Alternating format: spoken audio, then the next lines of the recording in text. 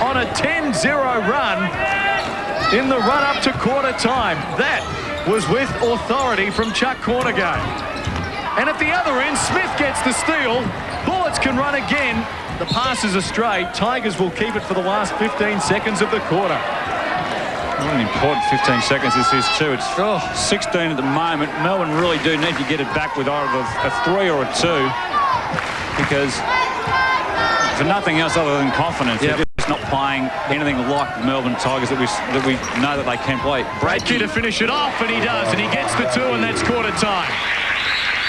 So the Bullets run has stopped at 10 as Bradkey scores on the buzzer to make the margin 14 at quarter time. Quarter-final series, the season on the line for the Tigers. They're down 14 points. Brisbane 30, the Tigers 16. They've got some work to do as we hand you back to Rob Waters and Larry Singstock. Thanks very much, Clinton. Well, Larry, selection earning the maximum votes from the 20-person selection panel. 7 of the players spent major sections of their career in Victoria, and there you can see the names that made the team. Herb McGeechan and Cal Bruton tied for their position with the Guards. And Larry Singstock with me here today, of course, the former star with the St Kilda Saints, the Brisbane Bullets, the Gold Coast Rollers and the North Melbourne Giants. Larry, is there anyone you didn't play with? And, it looks a bit like that, doesn't it? Different sport, basketball at times, but obviously that must bring back some great memories for you, considering that you started with the NBL in 1979 and then played 17 or 18 more seasons. Yeah, it was a fantastic time, and it's a great memory to go back to have played over the 3 decades. 79 was fantastic as a first win, and you've shown that in recent weeks of the last second shot, and winning that was it was just great, because that was the pinnacle. That was the top of basketball. There was 1,200 people packed into Albert Park Stadium.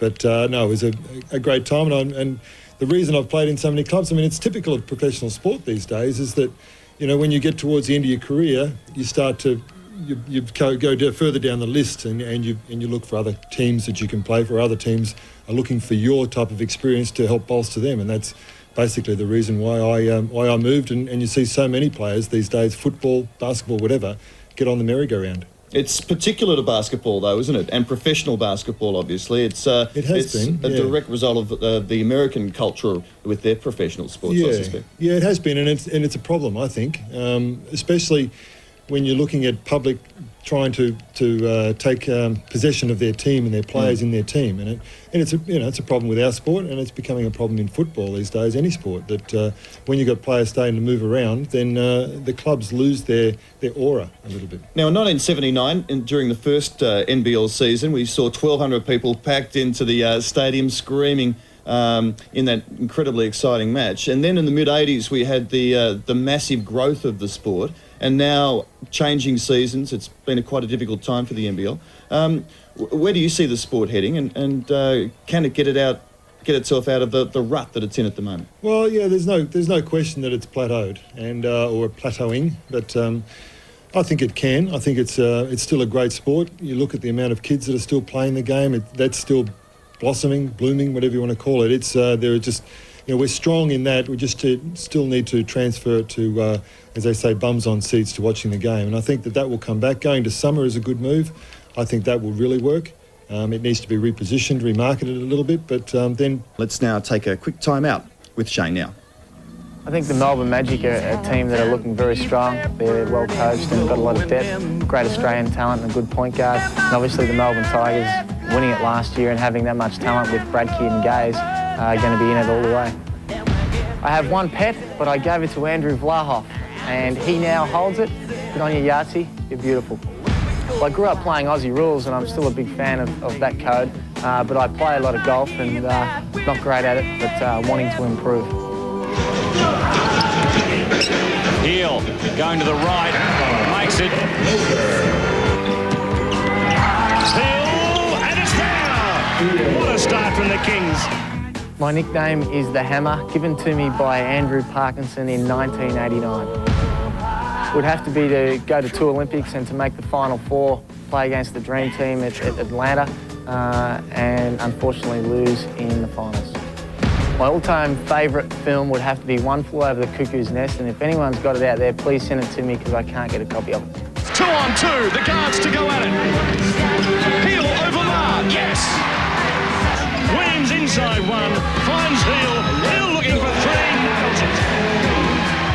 I love sunny Queensland, and we went on a holiday to Port Douglas, and it was probably the most enjoyable I've had.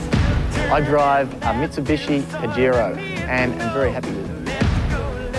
Yeah, I grew up admiring Andrew Gaze, and I think with everything he's done in the league, then you know, he deserves that, and it's something that you know, I would like to emulate. Heel from the corner, just does a little fall away.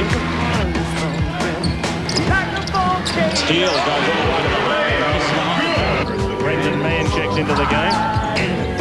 Heel for three. That's a long way.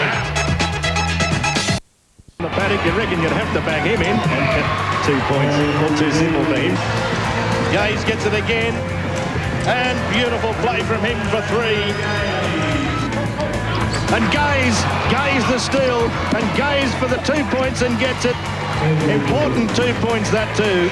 Gaze who brings it down the court for the Tigers. Gaze going all the way and gets the 2 points.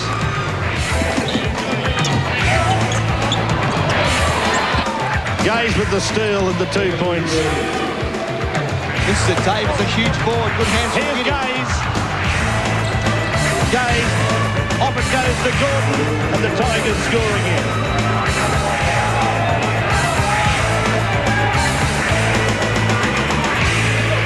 Andrew Gaze there, a 6-time MVP, 3-time runner-up in the MVP award, and perhaps a chance again this year. You would certainly rate him amongst the best. Back to live action. We could still control them and control the tempo of the game, and that's what we did.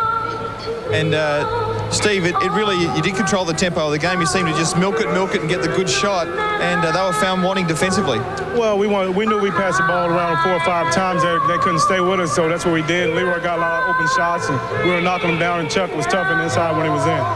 And when Cornegate went out with foul trouble, I thought that may have been the chance for the Tigers to get back into the game. But again, you just regrouped, and guys like Zaghetti and Nash just stepped up and performed well. Yeah, Nash, he did a great job for us. He's been playing really well, and John's been coming off the bench, giving us a lift as well as Roger Smith. And what can you say, man? Our half-court defense worked for us both nights, and I think that was the difference between both teams. Okay, probably at the start of the season, if we'd said that you're in the Final Four, I mean, you never know. But this is a pretty good result so far. Now you play the Magic. Really, anything can happen from here. Anything can happen. It's going to be tough against the Magic. We beat them once early, but then they hit a great stride in there, and they got us both times. But it's a new series. It's 0-0. Those games doesn't matter. All right, fellas. Well done. Go and enjoy it. Back to you, fellas.